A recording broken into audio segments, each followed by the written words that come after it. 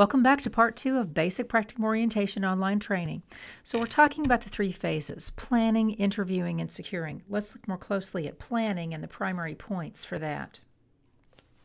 As we've emphasized before, students do not find a placement on their own. That's not something you have to do, and that's something we do not want you to do.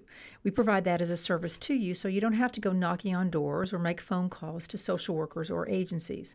We can talk about your placement ideas, and these can be suggested on your application form. That's no problem. We definitely want your input and interest so we can pursue these if possible. Agencies and social workers are ever evolving, and the field office communicates regularly to determine the availability and readiness of agencies to take students across different cohort needs. New agencies are always being developed and vetted as appropriate for our different levels of practicum students. But keep in mind that agencies change, fundings change, social workers retire, they take family leave, different things happen constantly. So we track where we're at with these agencies and their readiness to take our students. This is all for your benefit. Keep in mind the field office considers individual student needs and interests. That's what your application is all about, as well as any planning that you might participate in with the field office staff. As we consider agency referrals, we also must take into account, though, the needs of the cohort overall.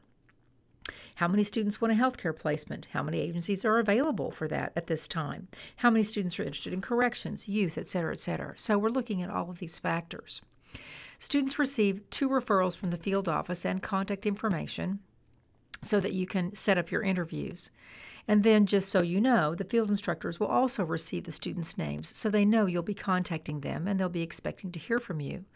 This process is helpful for field instructors and their agencies. They're not bombarded by multiple students, and they have select referrals from us.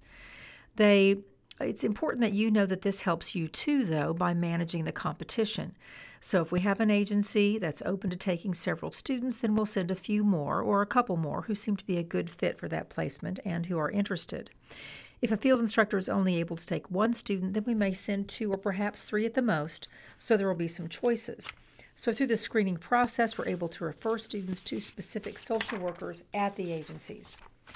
From there, though, the determination of best fit is up to you and the field instructor to decide.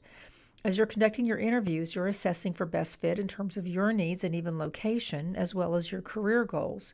There are all kinds of issues that are relevant for students in terms of fitting practicum into their lives. But it also could be just those personalities. Which folks do you click better with? Do you feel like there's a better mesh or someone you could learn the most from? So whatever all of those priorities are for you, it's important that you have the option of determining best fit.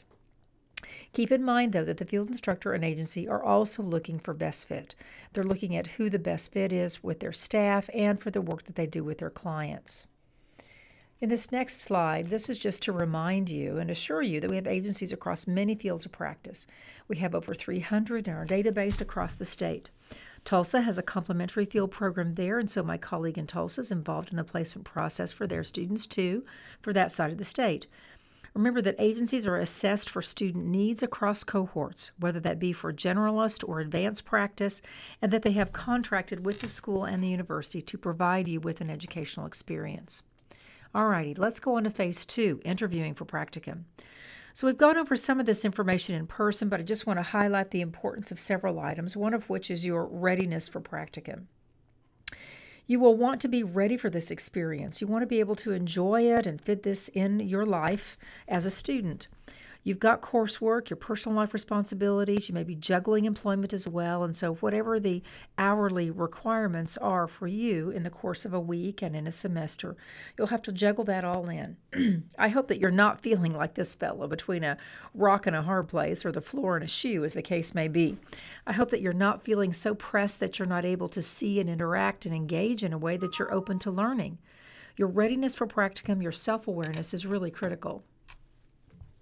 You'll receive sites from the field education office, receive about 2, and then you'll go on interviews. You'll contact, schedule an interview at both of these sites. Excuse me. Please take advantage of that. Even if the first site you go to is wonderful and you love it, realize that the second site is expecting you as well. And it's a networking experience that's invaluable for you. We don't want you to lose out on the opportunity to meet some more social workers and learn more about another agency. Always take your updated resume, the practicum calendar, and that student placement form. Presenting yourself professionally is important, so the resume is critical. In terms of the practicum calendar, field instructors want to know when practicum starts, what about various holidays coming up in the semesters ahead, etc. So you should always take a copy for them. You'll also have the student placement form. Some will want you to leave it with them. We've given you a hard copy of the practicum calendar as well as the student placement form, and you can always print these from the website. Remember to be professional at every step. Not to be cheesy, but in line with our image here, conducting yourself professionally at every step of the way is critical. Whether your initial contact is by phone or email, you'll want to present yourself professionally and represent the school and the profession well. There's a resource for you on the website. Let's go there now. Field Education, Norman Forms and Reference Materials. It should be within orientation handouts, pre-placement interview information. I advise everyone look over these points and questions.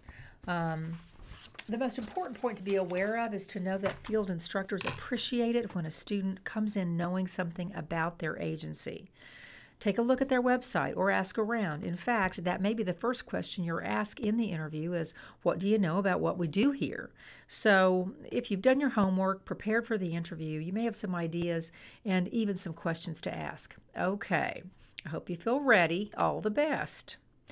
The step of securing your placement can happen in different ways then. So let's say you've been to 2 agencies and now it's time to confirm which one will offer you a placement and which one you'll accept. As you get back with them, you're letting them know you're interested in conducting practicum with them. They offer it to you and you accept. Also, make sure you follow up with the other agency, though, because this is good professional practice. So it's important to acknowledge and appreciate their time, but you do need to let them know that you're declining a practicum placement there if they've offered it to you. So to confirm this step, practicum site offer and your acceptance, but also with the other agency you want to acknowledge and appreciate your appreciation, but decline an offer with them. Believe it or not, this declining is not awkward. Agencies know we send students out to 2 different places and that everyone is looking for best fit, so it's not a problem at all. Just be sure you do follow up with a note or an email or a phone call. Any of those will be fine. You may need to schedule a time to return to the agency that you've accepted your placement with to obtain signatures on the student placement form. So you're going to complete all the information on that student placement form and obtain those necessary signatures. You've got to get it turned back into the field office on time by the due date. Again, your practicum calendar has this information. Check to make sure that you know your due date and submit the form either in person to Levi in the field education office or by any electronic method that you choose. So the required documentation to secure your practicum: completed student placement form, either hard copy or electronic, and verification of your malpractice insurance. No student can conduct practicum without appropriate malpractice insurance coverage. You'll purchase and provide your electronic verification as an upload into IPT on your student detail page. Let's just look at that more closely. I want to make sure that you know where everything is. So, to confirm the location of the form and the link options to malpractice insurance on the website, you will see the student placement form is here. You can use it for filling in and for printing. Although we gave you a hard copy of this form, you can handwrite the information in it if necessary, but this Word version is available too and is a much nicer presentation, honestly. Okay, also notice then, here is your student professional liability insurance information for NASW, and here it is as a second option for HPSO. We encourage NASW because this aligns you with the profession and initiates membership, although it costs more because of this. If cost is a barrier to you, the other option is through HPSO. It does cost a little less for most students, and their website actually provides some good information about the importance of the insurance coverage. Make your choice, acquire it online. An electronic confirmation should be sent to your email, and you will save this and upload into IBT to verify your coverage.